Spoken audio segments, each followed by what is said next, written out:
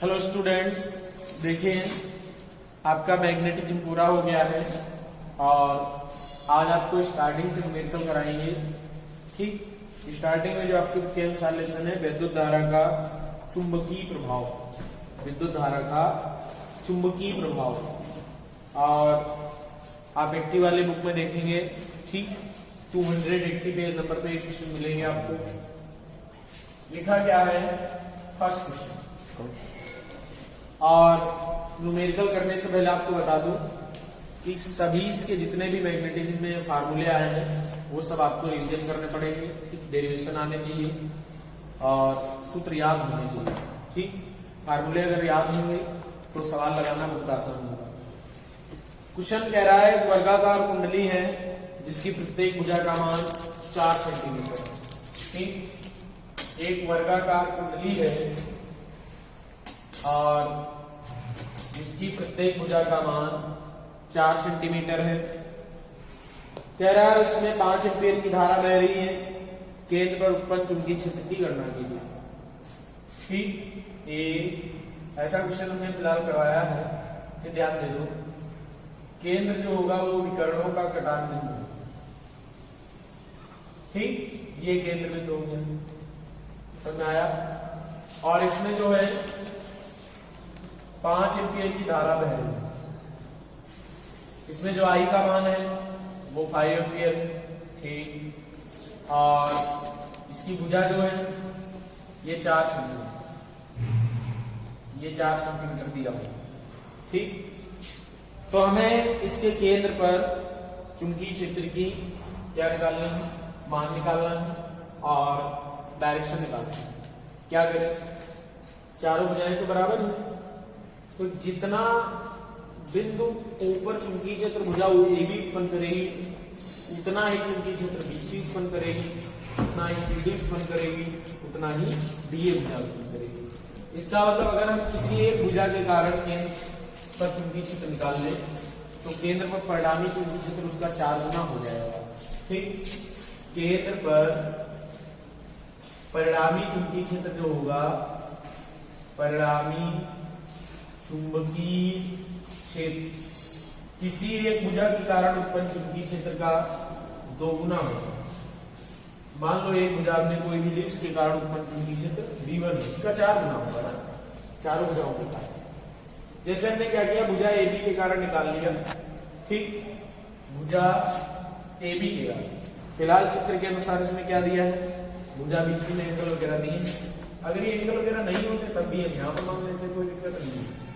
ये 45 आएगा, ये भी आपका कितना आएगा 45 आएगा।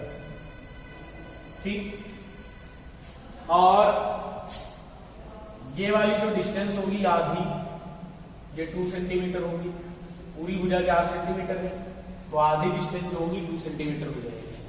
तो किसी भी भुजा से केंद्र O की लंबवत दूरी 2 सेंटीमीटर होगी, चाहे इस भुजा से ले लो, चाहे इस भुजा से ले लो, चाहे इस भुजा से, ये वाली 2 सेंटीमीटर, पूरी भुजा 4 है।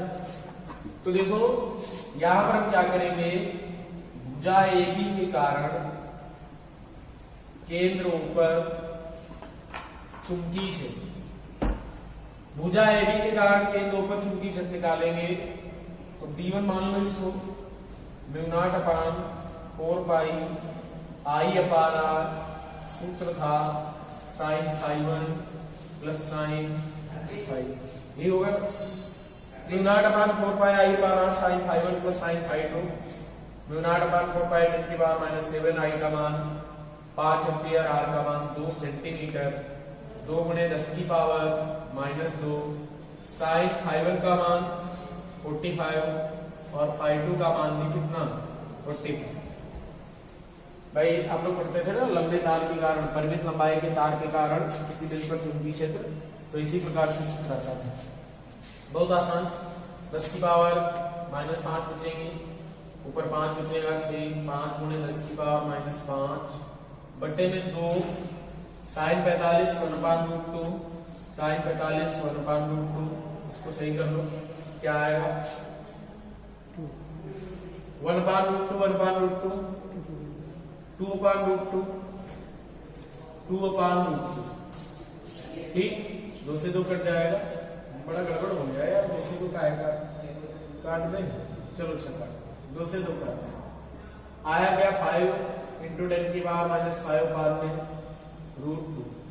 इतने टेस्ला लिख लिया करो सीधा मात्र। अच्छा डायरेक्शन देख लो, भुजा ए बी में धारा जा रही है ए से बी की ओर, हमें ऊपर चुंबकीय क्षेत्र निकालना है। नियम इस तरह से लगेगा, दाएं हाथ की हथेली का नियम नंबर 1, तो दिशा जो इसकी आएगी बोर्ड के तल के लंबवत संदर्भ की ओर आएगी। केंद्रों पर परिणामी चुंबकीय क्षेत्र क्या कर दे 4b1, भाई जितना चुंबकीय क्षेत्र इस भुजा के कारण है उतना इसके कारण निकलेगा, डायरेक्शन भी सेम निकलेगी। देखो धारा नीचे की ओर, डायरेक्शन अंदर की, धारा इधर, डायरेक्शन अंदर की, धारा ऊपर, डायरेक्शन अंदर की। तो 4b1 का मान क्या रख लेंगे 5 इंटू 10 की पावर माइनस 5 पावर में √2, 5 4 जा 20 इंटू 10 की पावर माइनस 5 पावर में √2, 0 0 हट जाएगा, मतलब 10 की पावर माइनस 4 बचेंगे। ये 2 बचेगा, 2 बटे √2 आएगा हल करने में। √2 का मान तो हम ही 0.41, 10 की पावर माइनस 4 क्या निकला। केंद्रों पर परिणामी चुंबकीय क्षेत्र ज्ञात हो गया। ठीक, इसके बाद क्वेश्चन नंबर 2, ध्यान देना, आप लोग नोट कर लेना इसको। ठीक, क्वेश्चन नंबर 2 हम पढ़े दे रहे हैं। एक तार है जिसको एक समबाहु त्रिभुज के रूप में मोड़ा गया है।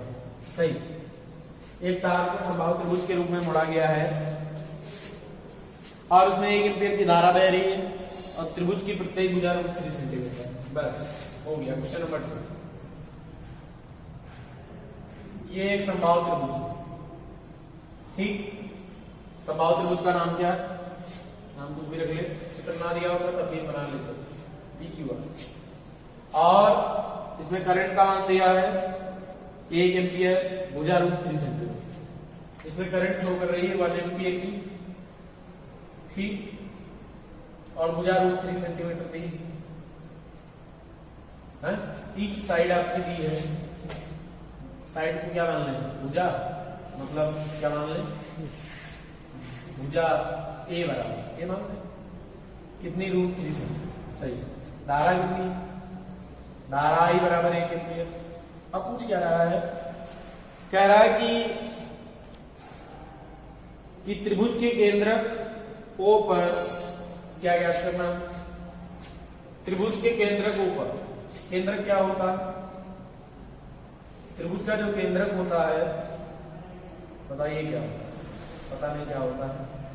त्रिभुज का केंद्रक मध्यिकाओं का कटान बिंदु, केंद्रक, अंताकेंद्र, परिकेंद्र, लंब। देखो त्रिभुज का अंताकेंद्र,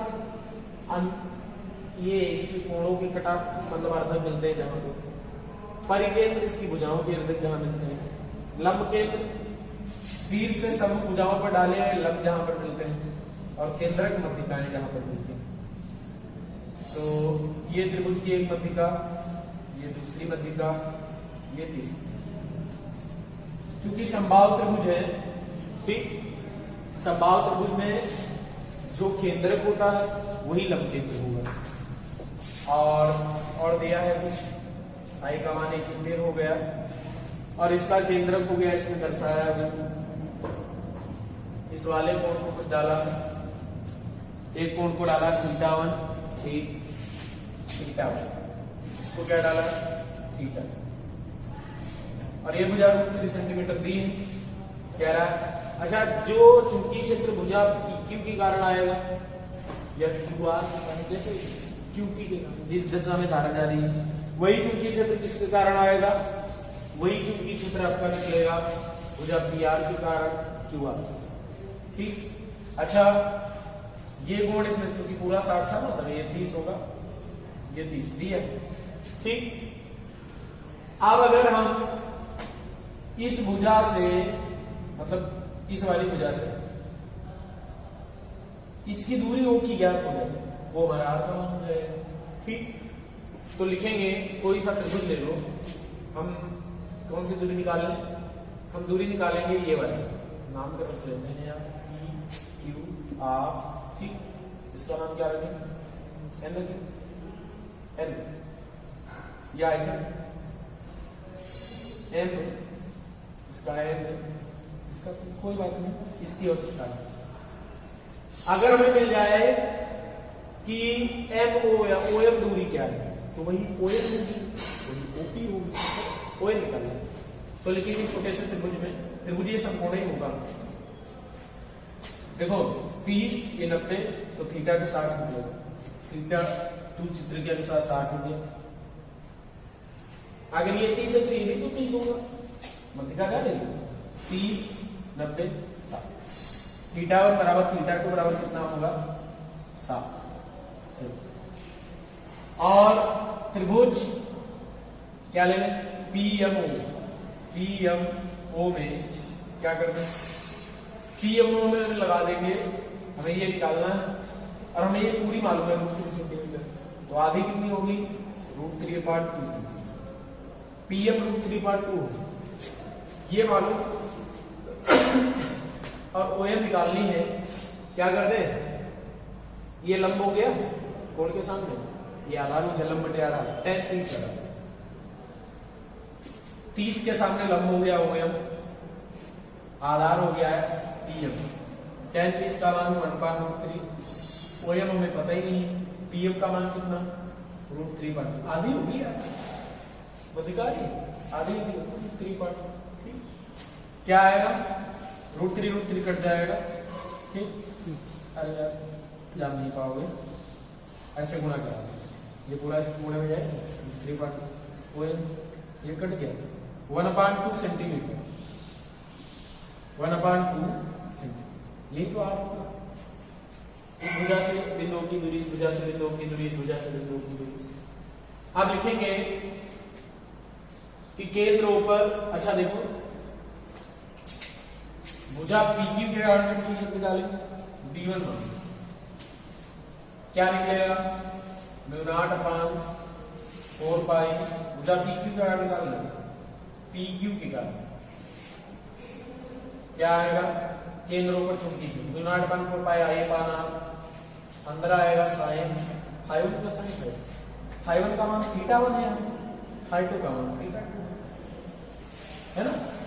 मान लगे सभी 10 की घात -7, I का मान 1, R का मान 1/2 सेंटीमीटर में था, 10 की power -2, sin θ1 sin 7 plus sin 7, ये तो है। देखो जो बात भुजा PQ के लिए वही QR के लिए, तब ये कोण 60 होगा, जब PR के लिए निकालेंगे तो ये इनका लिए 60 होगा, सब कुछ वही है। ये 2 ऊपर चला जाएगा, 10 की घात -2 कट जाएंगे, 2 गुणे 10 की पावर -5 आएगा, sin 60 का मान √3/2 √3/2 प्लस √3/2 इधर आ जाता है, 2 × 10 की पावर -5, ये क्या आ जाएगा 2√3/2, 2 से 2 कैंसिल हो जाएगा, 2√3 × 10 की पावर -5 टेस्ला। हाँ दिशा, धारा हमने ऐसे मानी ऐसे, तो धारा जा रही है ऐसे, केंद्र ऊपर चुंबकीय क्षेत्र का अंदर की ओर चुंबकीय क्षेत्र निकलेगा भुजा PQ, QR के कारण भी अंदर की ओर निकलेगा, और इतना ही निकलेगा जितना ये निकाला, PR के कारण भी इतना ही निकलेगा जितना ये वाला निकाला। इसका मतलब है PQ QR है ना, PR और RP, इन तीनों भुजाओं के कारण सेम चुंबकीय क्षेत्र निकलेगा, सेम डायरेक्शन में निकलेगा। तो केंद्र ऊपर परिणामी चुंबकीय क्षेत्र किसी एक भुजा के कारण उत्पन्न चुंबकीय क्षेत्र का 3 गुना कर देंगे। केंद्र ऊपर परिणामी चुंबकीय क्षेत्र किसी एक भुजा पर उत्पन्न चुंबकीय क्षेत्र का कितने गुना कर दें 3, क्या आएगा B = 3B1, 3B1 का मान 2√3 × 10 की पावर -5, क्या है 3 × 2 = 6, √3 का मान 1.732, 10 की पावर -5 गुणा करो 12, 6 × 18 = 19, 6 × 42 = 45, 6 × 6 = 4 10, 10.392, 10 की पावर -5, 1.0392, 10 की पावर -5 ठीक। केंद्रों पर परिणामी केंद्र को परिणामी चुंबकीय क्षेत्र का मान 1.0392, या गुणांकन करके भी लिख सकते हैं 1.039 भी लिख सकते हैं, या 1.04 लिख सकते हैं यार, ठीक, निकाल लेंगे ना।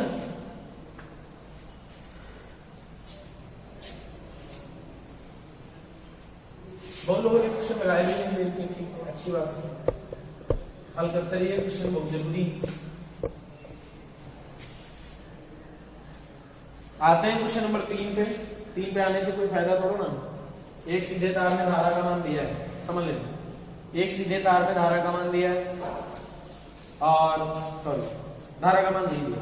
एक सीधे तार से 2 सेंटीमीटर की दूरी पर चुंबकीय क्षेत्र का मान दिया है, 10 की पावर माइनस कितने टेस्ला, -6 टेस्ला। एक सीधे तार से 2 सेंटीमीटर की दूरी पर चुंबकीय क्षेत्र का मान 10 की पावर -6 टेस्ला है। कह रहा है तार में धारा का मान बताओ, इसमें कितना आई जा रहा है। तार में धारा का मान हमें ज्ञात करना है। क्या करें, B = 0.2 पाई आइए पाना धारा का मान, धारा का मान पूछ लेना। अरे इसमें रख देना B का मान ये वाला, ये मान रख लेना 2 × 10 की पावर -7, I का मान रख लेना, R का मान रख लेना, सॉरी R दिया है, I कर लेना। इसके बाद जो क्वेश्चन नंबर 4 दिया है, एक चालक तार है, उसमें करंट का मान दिया है कितने एम्पियर का, 10 एम्पियर। और इस चालक तार का डायमीटर दिया गया, ऐसे चालक तार, ऐसे कोई चालक तार हमने बेलनाकार बना, इसका डायमीटर दिया है, व्यास आई को इसने 10 एम्पियर दिया है, 10 एम्पियर किधर भी दिया हो कोई दिक्कत नहीं, मान लो ऊपर दिया। और इसका डायमीटर व्यास दिया है, व्यास इसका कितना दिया है, 2 mm दिया है। रेडियस इसकी आ जाएगी 1 mm, आधी ना, 1 × 10 की पावर -3। कह रहे हैं इसके कारण उत्पन्न चुंबकीय क्षेत्र का अधिकतम मान ज्ञात कीजिए। देखिए चुंबकीय क्षेत्र का सूत्र लंबे तार के कारण ये होता है, वैसे 0.2 पाई आई पाई। अधिकतम चुंबकीय क्षेत्र कब होगा, अधिकतम कब होगा, जब धारा अधिकतम हो। धारा तो इन्होंने बता दी 10 एम्पियर है। आर का मान न्यूनतम कम से, और किसी चालक तार के लिए न्यूनतम बिंदु की दूरी उससे सबसे कम दूरी पर स्थित बिंदु उसके पृष्ठ पर होगा, मतलब सतह। जैसे ये तार है, तो इस तार से अगर हम यहां तक दूरी में जितनी दूरी कम करते चला जाओगे, सूत्र के अनुसार आर जितना कम होगा बी उतना ज्यादा होगा। और आर का मान कितना कम हो सकता है, इसकी सतह। और दूरी जो नापी जाती है तार के केंद्र से नापते हैं, मतलब जो उसकी अक्ष गुजरती है, तो सबसे कम दूरी उसकी रेडियस हो सकती है। तो अधिकतम चुंबकीय क्षेत्र किसी तार के कारण तभी निकल सकता है जब हम दूरी के स्थान पर उसकी रेडियस मैक्सिमम तभी निकलेगा, इससे ज्यादा नहीं निकल सकता है। तो 0.4 पाई आई मान आर का मान ये वाला रख लेंगे, आपका बी निकलेगा। ठीक, कोई दिक्कत नहीं, छोड़ देते हैं इसको। क्वेश्चन नंबर 5 पे चलते हैं। एक लंबे व सीधे तार में 10 एम्पियर की करंट फ्लो कर रही है, सही बात, 10 एम्पियर की करंट है। एक लंबे और सीधे तार में 10 एम्पियर की करंट है। फिर क्या कह रहा है कि 10 सेंटीमीटर की दूरी पर कितना चुंबकीय क्षेत्र उत्पन्न होगा। आर का मान 10 सेंटीमीटर दिया है, ठीक, 10 सेंटीमीटर का मतलब 10 × 10 की पावर -2 मीटर, मीटर में चेंज करके रखें। डी का मान ये वाला सूत्र निकाल देना, 0.2 पाई आई पाना आई का रख देना, आर रख देना, ठीक। 2 × 10 की पावर -7 आई का मान 10, 10 × 10 की पावर -2, 10 की पावर -5, 2 × 10 की पावर -5। डायरेक्शन पूछ रहे हैं, तो डायरेक्शन धारा की डायरेक्शन कह रहा है किस नियम से इसकी डायरेक्शन ज्ञात करेंगे। तो नियम ध्यान रखना, चुंबकीय क्षेत्र लंबे तार के कारण उत्पन्न चुंबकीय क्षेत्र की दिशा दाएं हाथ के हथेली के नियम नंबर 1 से ज्ञात करते हैं, या मैक्सवेल के दक्षिणावर्ती पेज के नियम से ज्ञात करते हैं। दिशा का निर्धारण दाएं हाथ की हथेली के नियम नंबर कितने से करेंगे, 1 से, ठीक। आते हैं अगले क्वेश्चन पे, क्या लिखा हुआ है, ध्यान दीजिए सभी लोग। लिखा हुआ है क्वेश्चन नंबर 6, सारे बता रहे हैं यार एक तरफ से। 6 नंबर लिखा हुआ है, एक लंबे क्षैतिज व जकड़े तार में 100 एम्पीयर की धारा बह रही है, ठीक। एक लंबे क्षैतिज जकड़े तार में 6 एम्पीयर की धारा, 100 एम्पीयर की धारा बह रही है, 100 एम्पीयर तो बहुत ज्यादा धारा है। 100 एम्पीयर की करंट इसमें फ्लो हो रही है, मामूली इसमें ऐसे फ्लो हो रही है। फिर क्या कह रहा है कि इसके ठीक ऊपर तथा समांतर एक महीन तार, इसके ठीक ऊपर बिल्कुल ऊपर इसी ऐसे बहुत महीन तार है, ठीक समांतर है बिल्कुल। और कह रहा है जिसमें 200 एम्पीयर की धारा बह रही है, इसमें धारा का मान 200 एम्पीयर है, 200 एम्पीयर, ठीक। इसमें आई का मान 200 एम्पीयर है, इसकी धारा आई मान लो, इसकी धारा आई, कोई दिक्कत नहीं। फिर क्या कह रहा है, जिसकी एकांक लंबाई का भार, जो ऊपर वाला तार है ना, ये वाला तार, ये ऊपर वाला, ये समांतर बिल्कुल है, इसकी एकांक लंबाई का भार दिया है, एकांक लंबाई का, एकांक लंबाई का भार कितना दिया है 0.05 न्यूटन प्रति मीटर, मतलब 1 मीटर लंबाई का भार 0.05 न्यूटन है। ठीक, महीन तार को निचले तार से कितना ऊपर रखें, कितना ऊपर रखें, इनके बीच की डिस्टेंस कितना ऊपर रखें कि क्या कि वो तार चुंबकीय प्रतिकर्षण के कारण रुका है। देखो हम जानते हैं जब दो समांतर तारों को जिनमें धारा बह रही हो एक दूसरे के पैरेलल रखते हैं तो उनके बीच बल लगता है, जानते हैं। और ये भी जानते हैं जब दोनों में धारा सेम डायरेक्शन में बहती है तो बल आकर्षण का होता है। अब जो दोनों तारों में एक दूसरे के अपोजिट धारा बहती है तो बल रिपल्सन का होता है, जानते हैं ना। बल रिपल कब होता है, रिपल्सन का, जब धारा अपोजिट डायरेक्शन में है। बल अट्रैक्शन का कब होता है, जब धारा दोनों के बीच सेम डायरेक्शन में, ठीक, दोनों में सेम डायरेक्शन में। और यहां पर इन्होंने बोला, अच्छा बताइए इस तार का भार तो नीचे लगेगा, भार इसका नीचे लगेगा। जितना इसका भार नीचे लगे अगर उतना ही बल इस तार पर ऊपर लग जाए तो तार चुंबकीय प्रतिकर्षण के कारण रुका रहेगा। और प्रतिकर्षण तभी हो सकता है जब धारा एक दूसरे के अपोजिट हो। ठीक, इसकी एकांक लंबाई का भार में दिया है तो यहां पर क्या आएगा कि चुंबकीय प्रतिकर्षण बल का मान तार की भार के बराबर होगा। यहां पर क्या लिखेंगे, या तभी संभव हो सकता है, कब बताइए। देखो इस तार का जितना एकांक लंबाई का भार नीचे लगे उतना ही अगर इसकी एकांक लंबाई पर चुंबकीय प्रतिकर्षण बल ऊपर की ओर लग जाए तार रुका नहीं, ठीक। और प्रतिकर्षण तभी संभव है जब धारा एक दूसरे के अपोजिट हो। अगर धारा इसने इधर मान ली थी उसमें उधर मान लेती, देखिए इसमें आई और इसमें आई, ठीक। क्या करते हैं, जितना इसका भार नीचे लगे उतना ही चुंबकीय प्रतिकर्षण ऊपर लगे, ये बराबर है। चुंबकीय प्रतिकर्षण ऊपर, भार नीचे है। एकांक लंबाई की बात करें तो F/L एकांक लंबाई पर, एकांक लंबाई के भार की बात करें तो F/L mg/L आपस में बराबर है। और एकांक लंबाई का भार तो ये है 0.05 मीटर प्रति मीटर, तो यही तो F/L का मान होगा। तो आप बस सूत्र रख लो, दो समांतर धारावाही चालकों के बीच बल एकांक लंबाई पर बल F/L बराबर μ0/2π, क्या सूत्र था, I1 I2 बटे में क्या बीच की दूरी r, कितना ऊपर रखे r कुछ नहीं। F/L का मान mg/L के बराबर होना चाहिए, सही बात। μ0/2π अगले में मान रख लेंगे I1 I2 बटे mg/L एकांक लंबाई का भार ये दिया कितना 0.05 कुछ नहीं। mg/L, mg का मात्रक न्यूटन, L का मात्रक मीटर, ये पूरा दिया है। 2 × 10⁻⁷ I1 का मान देख लो 100 है, I2 का मान 200 है, बटे में कितना रख लेंगे आज इधर ले आओ 2 × 10 की पावर 2 दूना 4 × 10 की पावर -3, समझ गए। 2 दूना 4, 2 2 4 पावर 4 पावर घट जाएंगे, -3 पावर बचेंगे, नीचे 0.05 पॉइंट हटा दे, ऊपर 100 बढ़ा ले, ठीक।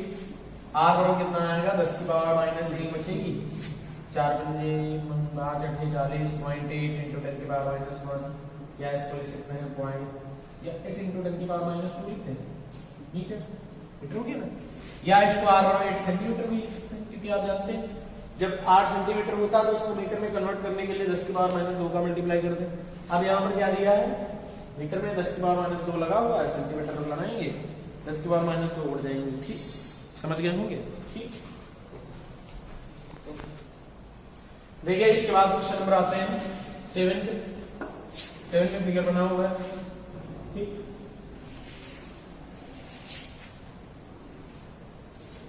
7 में कह रहा है दो अनंत लंबे वैद्युत विरोधी तार को इस पर लंबवत रखेंगे। दो अनंत लंबे, बहुत लंबे, बोर्ड पर तो आई नहीं, अनंत लंबे ऐसे। दो अनंत लंबे वैद्युत रोधी तार एक दूसरे के परपेंडिकुलर है और इस वाले तार में I1 धारा है, इस वाले तार में I2 धारा है, सही। फिर कह रहा है I1 का मान 2 एम्पियर, I2 का मान 105 एम्पियर है। I1 का मान दिया है 2 एम्पियर, I2 का मान दिया है 1.5, ठीक। फिर कह रहा है बिंदु P पर चुंबकीय क्षेत्र की तीव्रता एवं दिशा ज्ञात कीजिए। बिंदु P पर चुंबकीय क्षेत्र की तीव्रता और दिशा, देखो ये पॉइंट P है और इस तार से दूरी, इस तार से दूरी,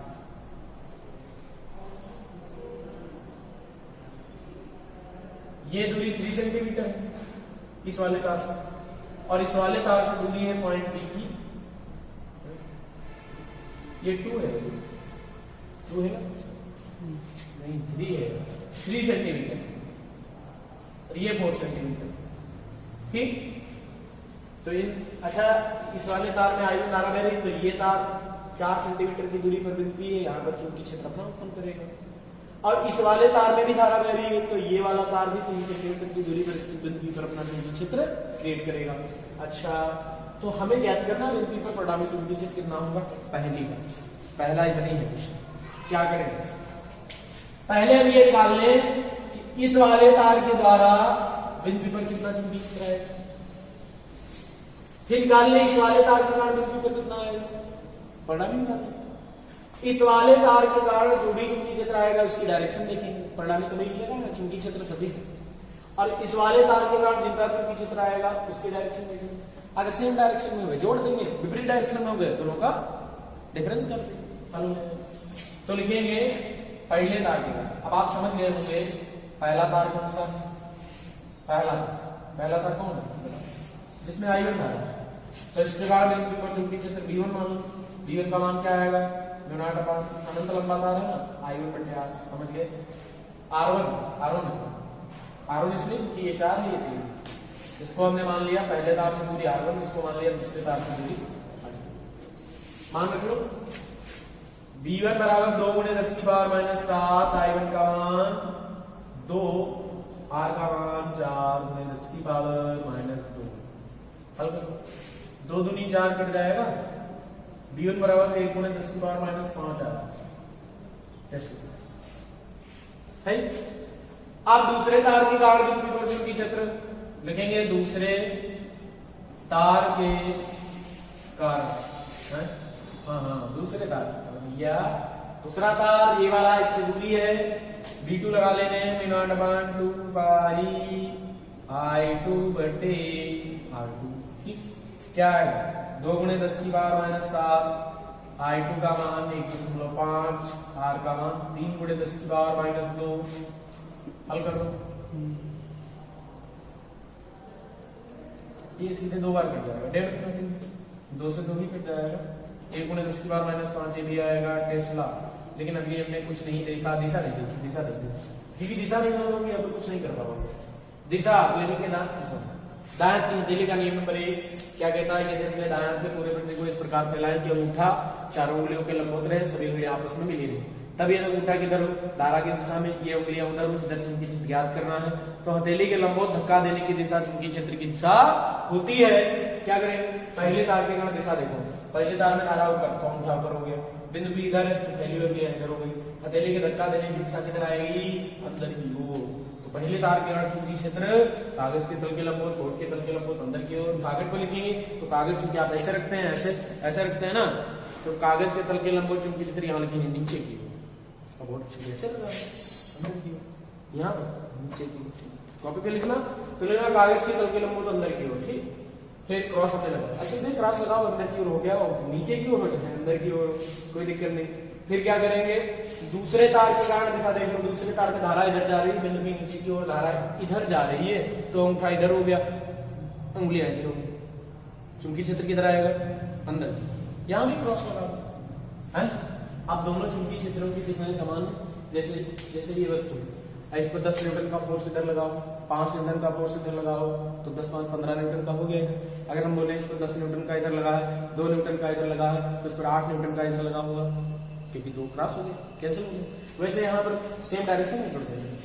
तो बिंदु P पर परिणामी चुंबकीय क्षेत्र, ठीक, बिंदु P पर परिणामी चुंबकीय क्षेत्र, बिंदु P पर परिणामी चुंबकीय क्षेत्र क्या आएगा, B equal to B1 plus B2, 10 की पावर माइनस 5, 10 की पावर माइनस 5 दोनों में दोगुना होगा।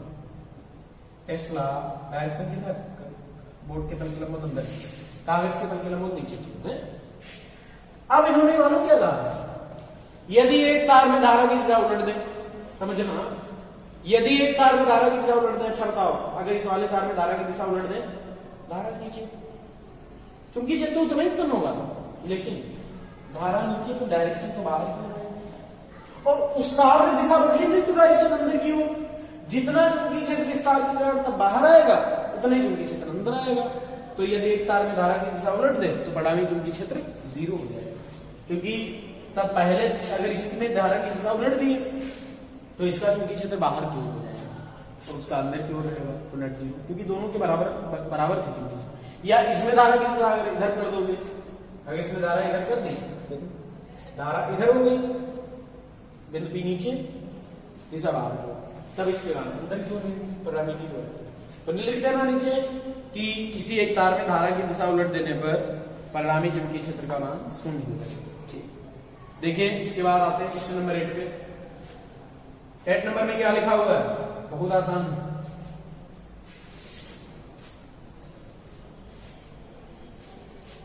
8 नंबर में कह रहा है, 2 लंबे समांतर तार परस्पर 4 सेंटीमीटर की दूरी पर है, सही बात।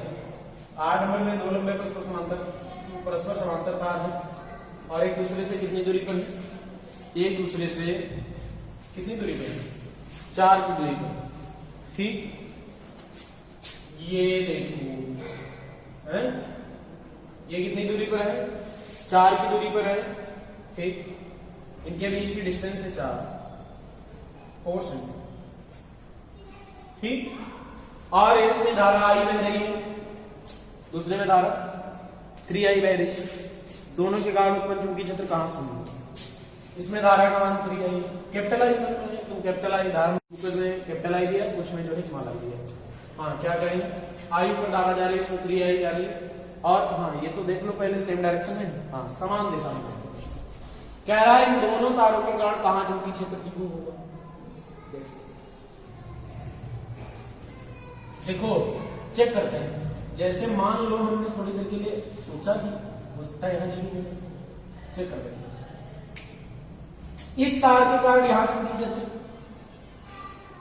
बाहर की ओर, धारा कम, चुंबकीय क्षेत्र कम। इस तार के कारण यहां चुंबकीय क्षेत्र बाहर की ओर, सब बाहर की ओर। इसके कारण भी बाहर की ओर, मान लो 2 टेस्ला निकल रहा है, इसके कारण भी बाहर की ओर, चुंबकीय क्षेत्र का लेंगे बाहर, तब तो परिणामी जुड़ जाएगा। तो क्या 0 हो सकता है, नहीं हो सकता। यहां पर अगर हम मान लें पॉइंट P है, तो P पर चुंबकीय क्षेत्र B is not equal to 0, B 0 नहीं हो सकता दोनों तारों के कारण, क्योंकि पहले तार के कारण बिंदु P पर चुंबकीय क्षेत्र की दिशा बाहर की ओर होगी, दूसरे तार के कारण भी बिंदु P पर चुंबकीय क्षेत्र की दिशा बाहर की ओर होगी। दायमात्री हथेली के नियम नंबर 1 से बाहर, B1 बाहर, इसके कारण B2 भी बाहर, ये दूरी ले लेंगे, जैसे इसके कारण निकाला तो इतनी दूरी लेंगे बाहर, दोनों जुड़ गए, तो B is not equal to, ठीक। हमने थोड़ी देर के माना एक अंदर बिंदु एक, चलो देखिए। इस वाले तार के कारण बिंदु पर चुंबकीय क्षेत्र अंदर की, इस वाले तार के कारण बिंदु पर चुंबकीय क्षेत्र बाहर, अगर इसके कारण जितना चुंबकीय क्षेत्र इसमें अंदर की ओर उत्पन्न हुआ है बिंदु के ऊपर, उतना ही चुंबकीय क्षेत्र इस तार के कारण अगर बिंदु के ऊपर बाहर की ओर उत्पन्न हो जाए तो बिंदु के ऊपर चुंबकीय क्षेत्र 0 हो सकता है। मतलब यहां चुंबकीय क्षेत्र 0 हो सकता है, सही हो सकता है। क्यों? जितना इस तार के कारण अंदर उत्पन्न हो, भाई इस तार के कारण चुंबकीय क्षेत्र की डायरेक्शन अंदर की ओर आएगी, इस तार के कारण चुंबकीय क्षेत्र की डायरेक्शन बाहर की ओर आएगी। तो जितना इसके कारण अंदर उत्पन्न हो उतना इसके कारण बाहर उत्पन्न हो जाएगा, 0 हो जाएगा। तो यहाँ 0 हो सकता है। यहां पर देखो, चेक कर लेते हैं हम, देखो इस वाले तार के कारण, अच्छा अगर मैं आपको फिर विशेष निकालना हो तो ये दूरी कितनी रखेंगे? ये दूरी आप रखेंगे 4 प्लस ये जितनी 4 प्लस इतनी रखेंगे, और इस तार के कारण इतनी, ये दूरी और धारा का ध्यान रखना। अच्छा इस तार के कारण चुंबकीय क्षेत्र की डायरेक्शन अंदर की ओर, इस वाले तार के कारण भी चुंबकीय क्षेत्र की डायरेक्शन अंदर की ओर, तो बिंदु R पर भी चुंबकीय क्षेत्र का मान 0 नहीं हो सकता। तो केवल चुंबकीय क्षेत्र दोनों तारों के बीच में ही 0 हो सकता है। तो माना पहले तार से x दूरी पर दोनों तारों के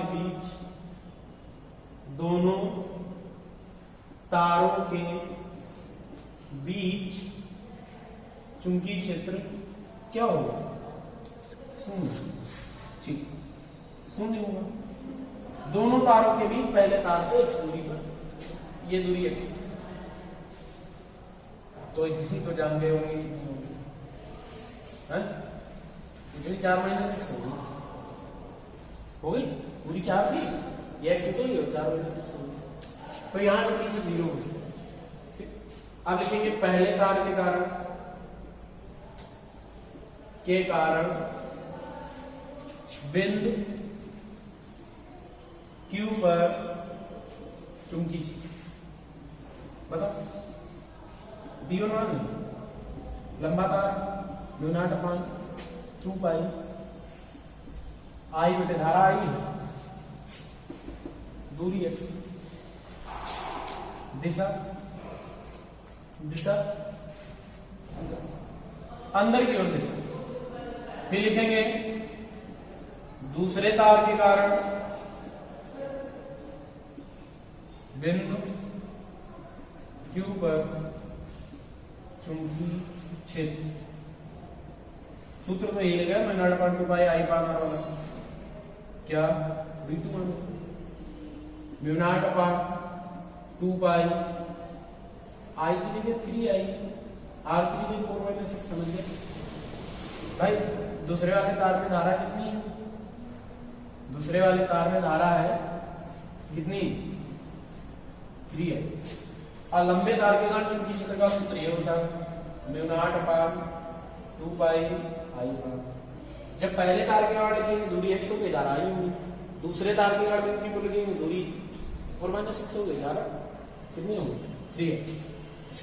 अब लिखेंगे दोनों एक, हाँ डायरेक्शन देखिए, डायरेक्शन